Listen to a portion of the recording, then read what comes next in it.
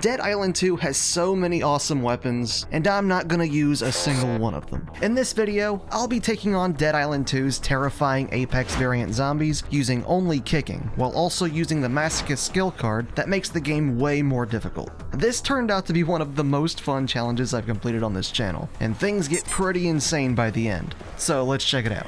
There's not many of them, but here's the rules. All damage I do must be done with kicks or my legs. That means no damage with weapons or throwables or shockwave style attacks like the ground pound. I am able to use stuff that doesn't do damage though. If I ever do damage that isn't a kick, it's counted as an immediate death and I have to restart at the most recent checkpoint, even if I'm at the very end of a fight. The first thing we need to do is pick the character for the playthrough. I usually like to randomly choose the Slayer that we play as, but this time around I wanted to make sure that we play one that we haven't yet on the channel. So after letting chat decide, I picked Amy, even though she'll probably die in like 2 hits. For her innate skills, she does slightly more damage to zombies that are all alone, and regains stamina when hitting a zombie with a weapon throw. So only one of them will be even slightly useful to us, since I don't plan on ever throwing a weapon. I've just gotta say this, but it doesn't matter how many times I do challenges for this game and replay through it, this first setting always amazes me. It is absolutely gorgeous. It does such a good job of showing off the graphics of this game and hooking me right away. 1080p and YouTube compression does not do it justice. The first fight rolls around before I know it, and we're right into the action. I find it funny. Amy thought this was a person at first, but so quickly did the situation devolve into demonstrating her best Rockettes impression on his face about 100 times. As you can see, this does not do a lot of damage, doing a measly 3 to 4 damage per kick. And it's only that much because of the innate skill we have where we do more damage to an isolated zombie. As impossible as it seems, under normal circumstances, we'll be doing even less damage per kick if there's even one more zombie around. So I desperately need to search for a way to deal more damage soon, otherwise I'll be here for quite a while. Upon taking out the first zombie, Amy awakens into a total sociopath, marking the beginning of her journey to being a zombie-killing machine. I can kill them. The game tries to give me a hammer, but the only steel I need is Amy's running blade that I actually didn't notice until just now. Now the game is sending lots of zombies at me at once, and I'm forced to get used to things as I go. If I can keep the timings of kicks just right, I can keep them at bay and knock them down for a little while, but eventually they'll overwhelm me and I'll have to run away. Doing so little amounts of damage, as you can imagine, this goes on for quite a while, and I actually almost died doing it a few times. But eventually I knock this guy down after draining his stamina bar, and notice I'm able to do a stomp attack for free, which instantly takes him out. From what I can tell, you're able to do a head stomp when their health is around 20% and they're on the ground, so you can bet that I'm going to be taking advantage of this whenever I can. With this new realization, my strategy practically completely shifts to focusing on one zombie at a time to whittle down his health enough until he falls over and I can head stomp them. Then I move on to the next one, and the next, until finally securing the area and finishing them all off, before moving on to Bel Air and meeting up with Emma's interesting household. Now that there are zombies surrounding the mansion and I'm handcuffed to this treadmill, They're toy cuts, just press the button.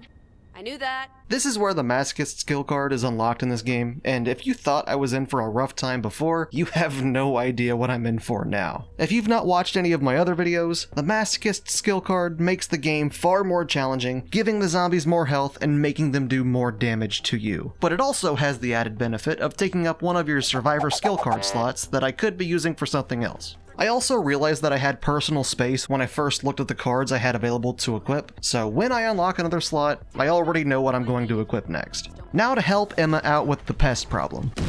I'm all ready to go fight these zombies when I'm interrupted by another skill card unlock, that being the Flying Kick ability. This ability will turn out to be crazy good later on, but for now it's not all that great, so I continue on normally and experiment. I suppose now is actually a good time to mention that pressing E to kick for the entire game is going to become incredibly annoying, so I changed the kick keybind over to my left click instead, and my normal attack that is usually on left click, I've thrown all the way over onto numpad 9 so I don't accidentally click it. This took quite a while to get used to. But after throwing the circuit breaker into the panel, all I have to do is take out the rest of the zombies. This normally is a relatively easy mission to complete, but not everything can go my way, I guess.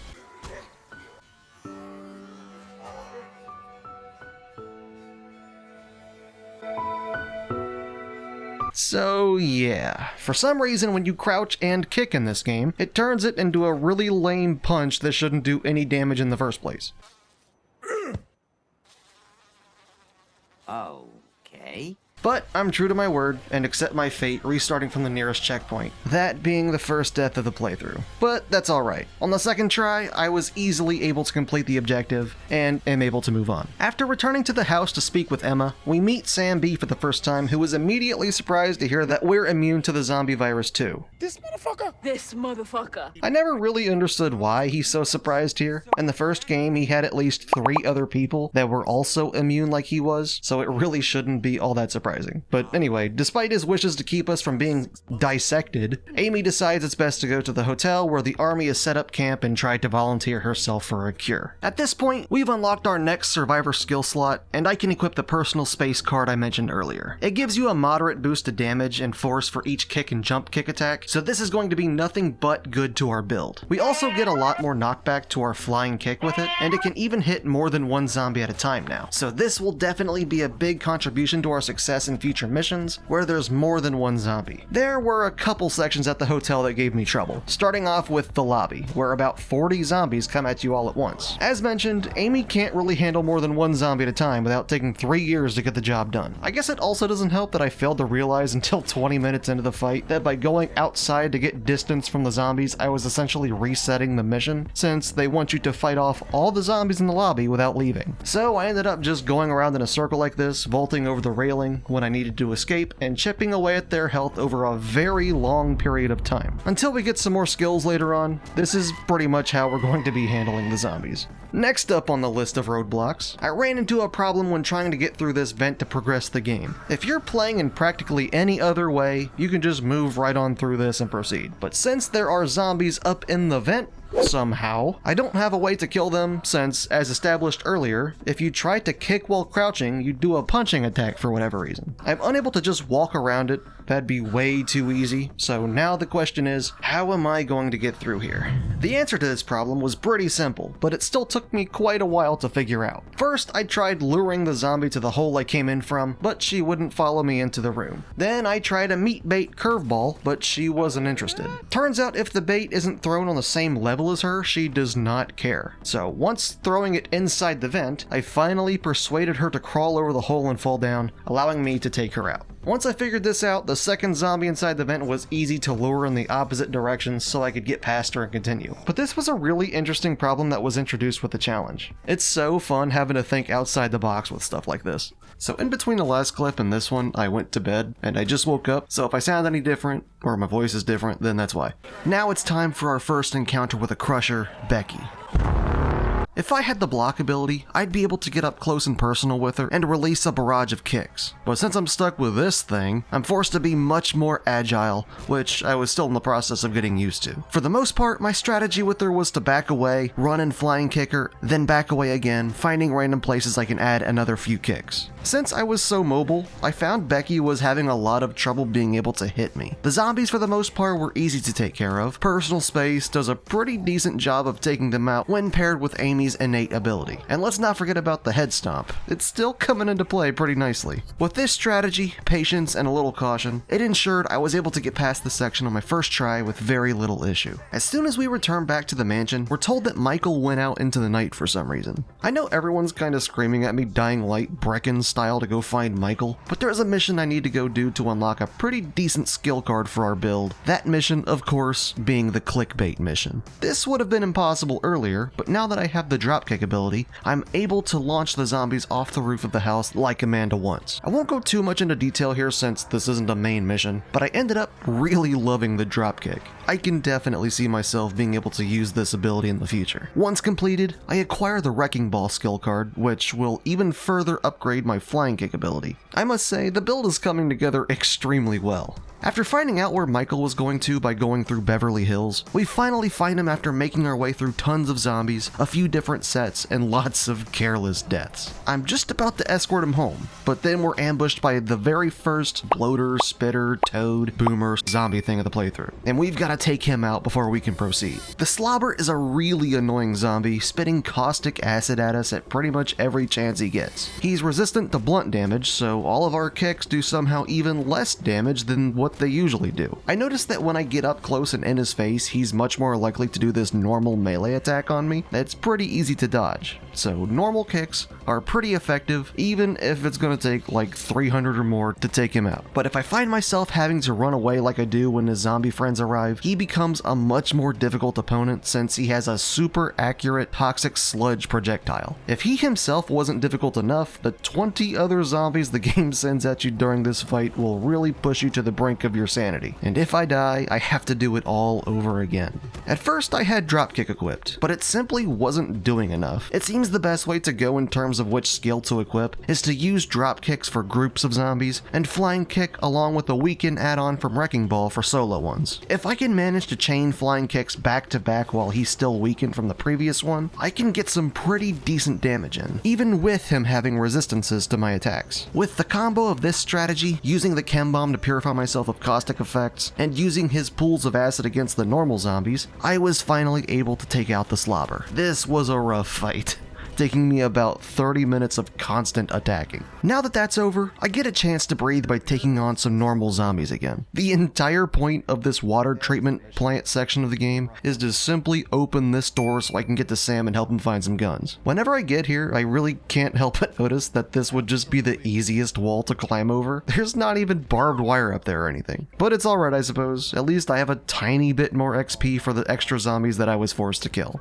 After getting mesmerized by my own floating jiggly hair physics, I finally meet up with Sam B and Ronnie to get the guns, introducing us to our first screamer of the challenge. Nikki here usually puts up so much more of a fight in these types of challenges, but this time around it was pretty easy going. There's not much point to fighting the zombies themselves in this battle because they will endlessly spawn as long as the screamer is around, so employing the same strategy that I did against the slobber, where I essentially just falcon kick her 32 times, I end up taking her out within like 2 minutes because she's the exact opposite of the slobber, having a weakness to blunt damage. Now that the big bad is taken care of, I switch my skill card over to dropkick instead of flying kick, and make pretty quick work of the rest of the zombies. Another enemy I feel I really need to mention specifically for this playthrough though, is the spiked variants of zombies. Since I'm restricting myself to only kicking in this challenge, that means every spiked zombie in this game is a deterrent to my very existence. Each hit that I land on them will send damage back to me until I fully proc bleed and lose a majority of my health. It's pretty much like they're a walking thorns enchantment. The only time that they don't reflect damage back at me is when I stomp them out, so that pretty much becomes my main go-to strategy for these types of enemies. I do the whole thing one more time, taking out another slobber, crusher, and about 15 more normal guys, and finally make my way back to Emma's house just in time to watch Michael begin to turn. Emma seems pretty upset about this, which is an extreme difference to how our character Amy felt toward him, I guess, going by how she mercilessly shot him in the face without a second thought. Guys, Michael's alright. It's time for everyone's favorite part of every game apparently, seeing by how they keep adding these into games for some reason, the sewer level. This area made me quickly realize that despite my build working out much better than anticipated, I still feel really weak at the same time. It's probably just because I picked Amy and she has a grand total of like 10 health, but I continuously find myself at death's door. But the sewers aren't all bad, I guess, because this is the place I finally picked up another Slayer skill card to fill out the empty slot that I had there before. The card added by Amy and Bruno only, Air Assault. At this point, we're really stacking up cards that affect Flying Kick, and it was already strong, so I'm excited to see just how strong we can make this thing. Soon enough, we run through the gross reincarnation of Jiraiya's Toad-Mouth Jutsu thing from Naruto, and pretty much quickly after that, acquire Fury. Luckily enough, we are able to kick during Fury, it even enhancing the unarmed damage we do by a good bit. But there's so many zombies in this tight space that I still find it really hard to get any attacks in without them all lunging at me at the same time. It also doesn't help it took me way too long to realize that my flying kick wasn't the right tool for the job here. The terrain is just too wobbly and uneven to reliably land the kicks on the enemy.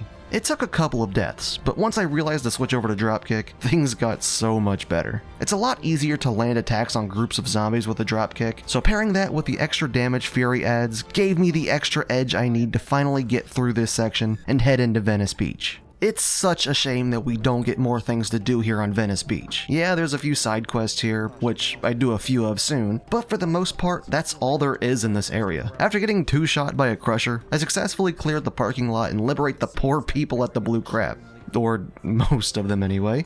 Man, that's disgusting. Like I said, I end up going to do a bunch of side missions at this point because I know the Ozai zombie is usually a giant pain in the butt, ending up netting myself Cull the Weak, which I could see being a relatively good card for the future whenever I unlock another Slayer card slot. But for now, it's time to go fight the Fire Lord himself. This is another one of those missions where it's not worth it to fight the other zombies because they'll just respawn endlessly. So I decide to just ignore them to the best of my ability. Since they're all constantly on fire, if I ever land a kick on them, they're bound to make me take a ton of damage over the course of the fight. So as a solution, I try my best to lead them over to this fire extinguisher as often as I can, or use my chem bomb to allow myself some easy damage. With so many stacks of flying kick buffs at this point, we're doing some major damage. It's honestly pretty surprising just how good this build is turning out to be. I managed to beat this on my second try. It felt like I had a pretty easy time of doing it at the time, but I guess not, seeing as I had absolutely no medkits remaining, so I guess there's that. But now we have a whole new issue to worry about in the near future.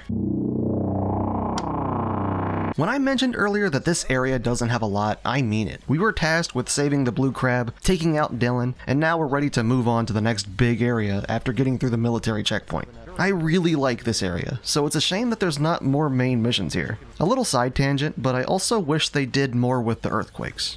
I don't know, it's pretty rare to see natural disasters in games, so I thought they were pretty cool in this one. But yeah, the only other thing to do after getting to this gate is to hold your breath and hope your build and level is decent enough to deal damage to the zombies inside. There are so many zombies in here that you're tasked with killing before you're able to proceed that it's pretty common for me to have 5 or 6 deaths. But this time around, I only died once. I died once.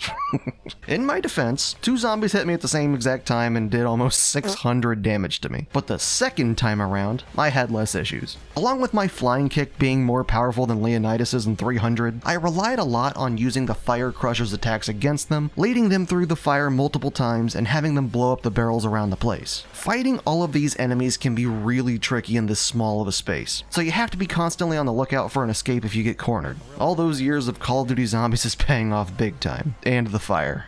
Couldn't have done this without the fire.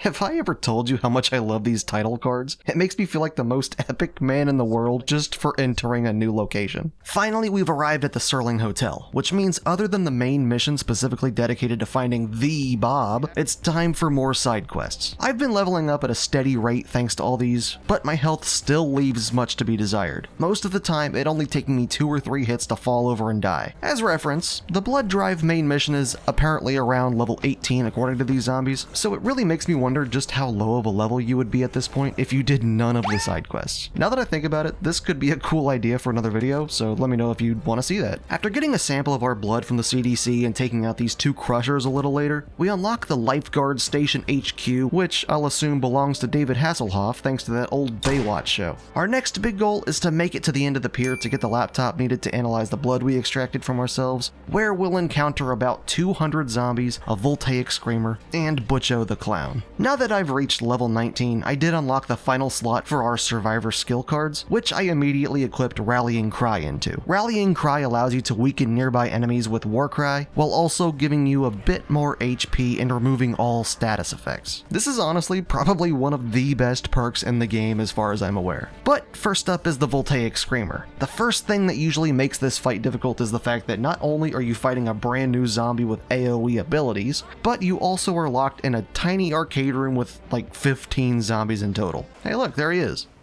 Isn't he just adorable? As is usually the case with any new section of the challenge, my first attempt goes splendidly. It didn't even last 10 seconds there. Due to the amount of zombies, both the flying kick and drop kick strategies would have worked out for me, but since the Screamer is able to harm the other zombies, I went with a flying kick. Once the new Apex is taken care of, I can focus on all the other zombies and be a lot more careful, since most of the times I seem to die in this game is being hit by 4 zombies at the same time. Next, it's the line jumpers we're trying to get past for the Ferris wheel. Since I only have the kick to use and it can only hit 1 zombie at a time, this takes an incredibly long amount of time per attempt because of just how many zombies there are here, so I cannot afford to die. Otherwise, I have to do everything again. This is the reason relying on the Crusher's ground pound and my drop kick are so effective. I can knock multiple of them down so much easier. And if they're low health, Here's what my skill deck looks like at this point in the game when I use the flying kick build, and here's the deck that I use for dropkick. With that out of the way though, it's time for what I believe to be one of the most iconic missions in this game, taking on Butcho the Clown. With this mission in particular, I'm gonna have to rely even more so on my build, since a normal kick is going to do the equivalent of nothing to him. This is another one of those Apex types that for whatever reason I have so much more simple of a time just blocking his attacks head on rather than dodging, as you can see from the like 10 times he jumped on me in my first attempt. But on the second try, that was pretty much all I needed. Butcho did get a good couple hits on me here and there, but with my medkits and the rallying cry usage, I was able to heal up and live before he hit me again. One of the most annoying things with Butcho is the fact he can run away and heal at any point as well. But since I have to be so glued to him anyway, it means I'm able to follow him pretty much instantly to the zombie and stop his healing process before he gets any of his health back. This was honestly so much easier than I thought it was gonna be. Suck it, Giggles. Well, Reed is probably a little too happy to have his laptop back, but we're able to move on. The boss zombies kinda just come one after another nearer to the end of the game, so after one mission to find Tisha and clear scope out, we find where Noah is and begin our first encounter with a mutator. Noah's fight and mutators in general are pretty tricky. Not only could they probably kill me in a single hit, but they also have ranged abilities and the ground pound from the Crusher. Thanks to the spiked variants of zombies, I'm no stranger to bleed by now, being able to rid myself of the status effect with rallying cry or healing, but the other large amounts of zombies are an entirely different issue. Luckily enough, the game supplies me with multiple explosive barrels around the room to utilize, Noah's ground pound being all I need to ignite them. This is the main way I took care of all the extra zombies, along with the rib-cage ranged attack thing that Noah does. As for him though, I pretty much had to rely on running in, getting a hit, and backing out. Otherwise he would grab me and do a bunch of bleed damage to me. Once the game automatically put me into fury near the end of the fight though, I knew it was over and I was in the home stretch. Now that we're nearing the end of the game, there's not a whole lot left to do. I return to get Emma and Sam to make our escape, but they're already— Hey! Get those Crocs off the bed, Andrea. Don't think I didn't notice that little detail. But they're already in the sewer, so I've got to meet up with them. Oh no, the door is closing. What am I gonna do? I love that this is what separates us. I could have just slipped inside the door there. They should have gone with like a cave-in or something. Now that we're alone though, we're left to deal with what I believe to be the most difficult kill-em-all mission in the game. We've got runners, we've got spiked variants, we've got slobbers of all kinds, crushers. There's pretty much every Apex zombie in the game apart from the mutator, all smashed into one encounter. At this point in the game, we're level 21 and have unlocked the rest of the Slayer slots for our character. We now have Second Wind, Air Assault, No Mercy, and Cull the Weak. I even managed to pick up the Newman card Seismic Stomp just for the extra boost. If it hasn't been made abundantly clear to you yet, Amy is the definition of a glass cannon, especially with the skill cards I have now, which is offset by the zombies being slightly higher level than me. I have to try so hard to not die, because oh boy, if I do, I have to do the entire mission over again and start from square one. I died I think 2 or 3 times here, the entire mission taking me about 40 minutes to finish, but it felt amazing to finally move past it. But I'm happy to say that that mission is the last of the sewers that we have to endure. Now that we're on the other side and have reunited with the others, I decided to go do one final bout of side quests to really make sure I'm ready for the Rubinator. Over the course of an hour and 40 minutes, I ran throughout the whole game doing whatever I could find, aside from things like lost and found missions. I was just about to end the stream because I had been going for almost 7 hours at this point, but now that I had gone up 2 more levels since I started, I decided to give the Rubinator one single attempt before calling it a day.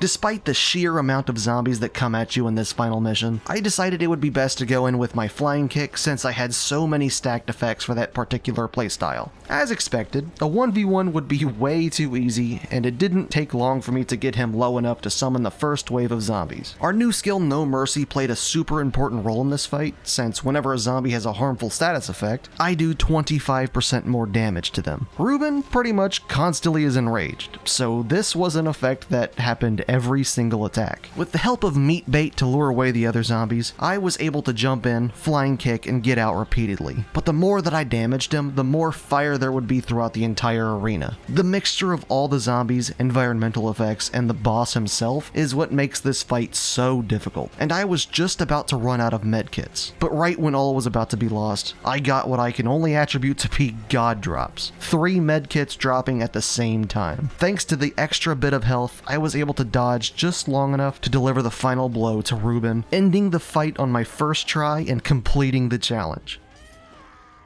This challenge turned out to be something I didn't expect in the slightest. Who'd have thought that an all-kicking build could not only be so in-depth, but also this good? I definitely didn't expect it, and it was so much fun. This is one of those challenges I would go as far as to say is a must-try even for the average player, which I definitely can't say is the case for all of the challenges that I do on the channel. But hopefully you enjoyed the adventure as much as I did. If so, feel free to watch another one. Special thanks to all my supporters, I appreciate you all. I can't wait to play this game again in the future.